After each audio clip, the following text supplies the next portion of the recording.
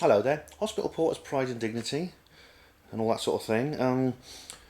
This is not what you expected, I know, because you thought a moment ago I was sitting at the desk in my hotel in front of the window. Basically, what happened is the original shot is not suitable for broadcast for various reasons that I can't go into. So this is a retake situation. I've actually. It's actually the day after I arrived home. I've already uploaded half the film, so this is sort of like just a little bit insert. So as you can see, there are a few continuity errors which are unavoidable. Anyway, all I was doing actually, from the part before, was I was just basically reviewing the speakers. It was Monday morning, and I was reviewing the speakers from the day before. So just watch this bit and then just carry on with the next bit, which is still an original shot, and it's sort of like trying to fit it together. Sorry about that. Gerard Aartsen was the first speaker on, and he was a fan of George Adamski, and he gave us a new angle on George Adamski actually, which I'd not seen before. Now, George Adamski, I know Timothy Good thinks a lot of Adamski. Now, he's been largely discredited to a certain extent because he was this famous UFO contactee from the 1950s who met up with alleged extraterrestrials and wrote lots of books about what their message. The discrediting comes very much from the fact that he reports that these aliens came from Mars and Venus. Now this is a common thing, the aliens often do say things that don't make sense when you look into the background. And in this case, of course, we have found out that Mars and Venus are not hospitable worlds for life, or at least complex life. Mars may well have some simple life on it. The reason is their actual environments are not Earth-like. But at the time Adamski was writing, and the time Adamski had this contact, as he said, we didn't know anything about those planets, and they could have been Earth-like planets for all we knew. The way Gerard actually goes into this is he explains something that actually makes perfect sense when you think about it. The aliens may well have come from those planets, but not from the planets as we know them, because Gerard talked about the dark matter, like most of the universe is dark matter, and this is matter that vibrates on a different frequency to matter that we can perceive. Dark matter is something that it has mass, but it's not perceivable. It's all around us, but it's not like regular matter. Basically, he was saying that the aliens are made of dark matter. Now, this is actually not that different from the idea of parallel universes, which many serious scientists like Michio Kaku and others are taking seriously. The idea that there are different frequencies of reality, and we live on one, and you move a little bit, and there's a parallel universe. If you watch the scene where we were filming at the hospital, and I show a picture of this beast, this strange centipede-like sculpture, I refer to the film The Mist, which is about that. It's about an experiment that goes horribly wrong and allows things in from other dimensions, or other parallel universes. So it actually does sort of fit in. It's a way that Adamski could actually be correct, and he reported what the aliens said. A lot of this actually fits in with what John Keel says about how aliens and fairies, and so aliens are the same as, say, fairies or goblins or these beasts from mythology that go back before the concept of aliens existed in our culture. And the jinn as well. The jinn. I've spoken about the jinn before in my video about the river ghost. Now the jinn becomes very relevant, which I'll explain in a minute. Anyway, the issue did come up over aliens. What are their motives? And we discussed this with Bryce Zabel. Bryce in the book AD, and in Bryce's speech, he sort of like has to raise the issue of who are the aliens and what do they want with us. Now, there is actually evidence that indicates what they actually want with us. It's not complete speculation. The evidence comes from contactees. And it actually appears that the aliens seem to have a very wide variety of motives. They don't have a single agenda at all. the question of whether they're good or bad, or do we need to fear them or do we need to be pleased and embrace them?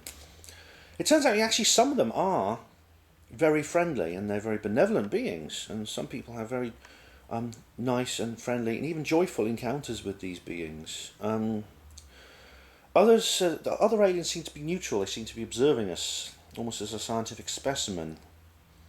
But there are some who are indeed hostile. I mean, fortunately, they seem to be in a small minority, but there's no doubt that some are hostile, and there are some we may end up having to treat as our enemies, as enemies of humanity. And but a lot of aliens actually seem to have some kind of motive we can't quite grasp.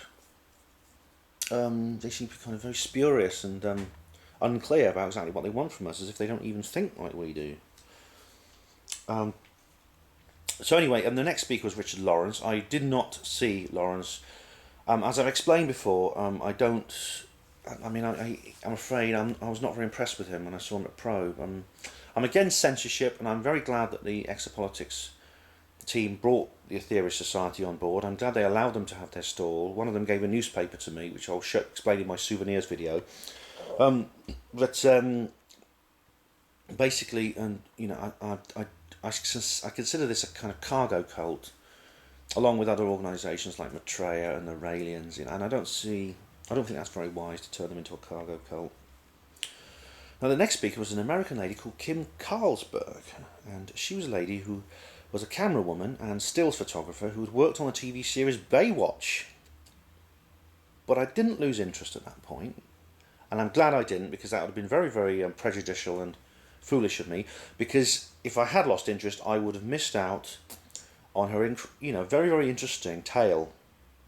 She had encounters with beings, which she was later able to confirm because she saw other humans on the craft or in the place where she was, which she later met in real life at like MUFON conferences and things like that. So that was very, very, very interesting indeed. She's written books, and she's included a book of artwork with some beautiful alien-based photographs. So that was very, very good. Thank you very much, Kim, for that. The next speaker was old Popey again. Nick Pope came on the stage. Popey. Yeah, he got a good old Popey came back. Along with, he was accompanied by a lady, and I thought it was his wife, but it was actually a lady called Brigitte Barclay, who also had encounters with aliens, and she actually encountered a flying saucer-shaped craft while she was driving along a busy road in Los Angeles. Now, it's odd. I find it very odd, actually, that people do have these encounters with aliens and flying saucers on busy roads, and there's no other witnesses. Now, this isn't because, very often, it's not because they're making it up. It's because for some reason these craft only appear to certain people, which again ties in with John Keel and his idea of that these are not solid objects. These are not physical objects made of in the physicality that we know it. Now, Brigitte Barclay had a similar background to Kim Carlsberg. She was in show business. She was actually a model, and at some point she was a page 3 girl and a Playboy bunny. That's how she managed to. She was an English lady, went to live in Los Angeles. Now then, the next speaker was David Griffin, and he brought on a very, very unusual subject and very remarkable. It was only a short speech, half an hour, but it's extremely remarkable. He brought onto stage a lady called Sonia and her husband. They're an Asian couple, devout Muslims, and Sonia was wearing the burqa, without the veil, but the full burqa. And she was sitting. They let her sit down on a settee because she was very shy and timid, and she'd never spoken publicly before about, least of all about this. She actually had reported an abduction experience, and what's more, her husband, who's a camera engineer, managed to capture the moment on film where she actually vanishes from her bed, and this is on YouTube. And if you put in alien abduction vanishing from bed or something, you will find it, and it is one of the most remarkable and shocking films I've ever seen. And really, this lady deserves to be congratulated.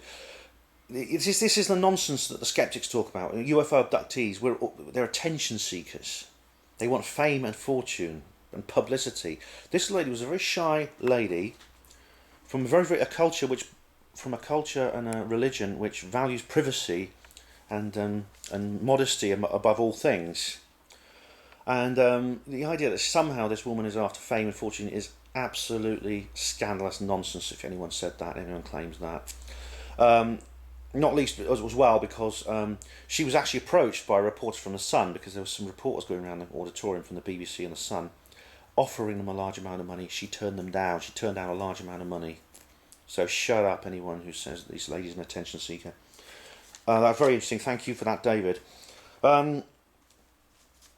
Interestingly, talking about the reporters, the BBC reporter was going to have Richard Dolan on a debate at BBC Manchester with some sceptic from some university. Anyway, he cancelled the debate.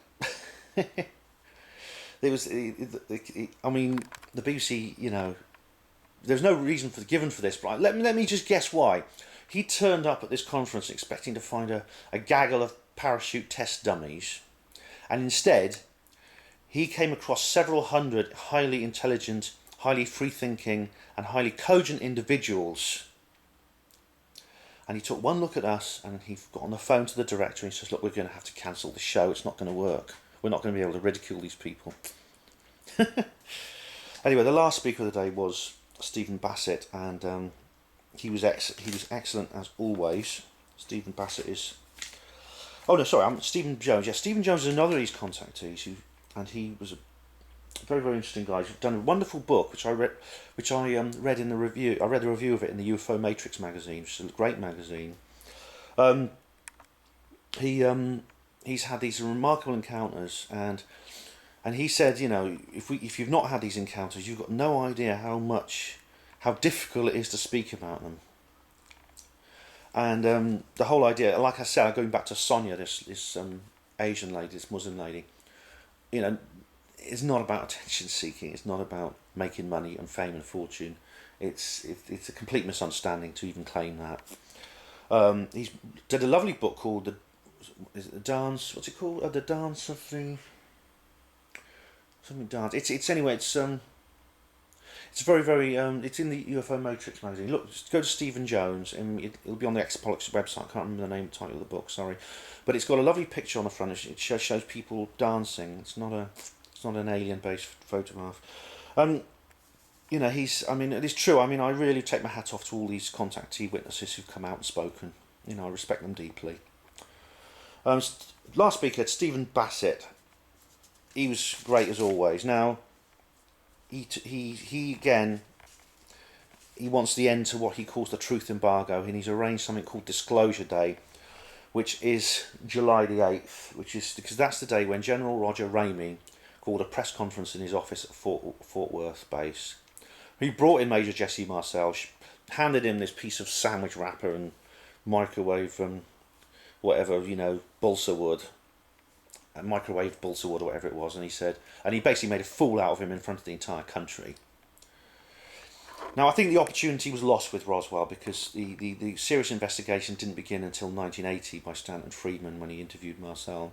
This is 33 years after the event happened, when really it's too late, but, you know, it's remarkable what's been recovered in that time. And Marcel stood by his story, and he said this was all nonsense.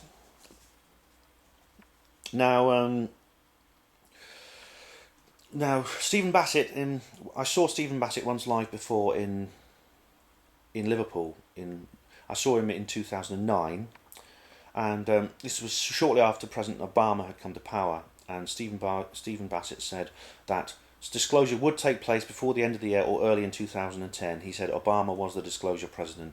Now, this did not come true, but there were lots of rumours circulating on the internet that, you know, maybe that Obama would say some disclosure statement in his speech when he accepted this Nobel Prize for all the things he hadn't done. Well, they awarded the Nobel Peace Prize to Henry Kissinger. Why not Genghis Khan? So it's not that remarkable. Anyway, the day before that, do you remember what happened? That Norway spiral appeared. Supposedly a Russian rocket, you know. The Russians going, oh yeah, it was one of our rockets. We did it. We fired a rocket over Norwegian airspace. They immediately came out with it. You've got to beware of the cover story that's too eagerly told. You know, they suddenly, oh yeah, we did it. No, that's not. If it had been a real rocket, the Russians would have been slightly more cagey than that.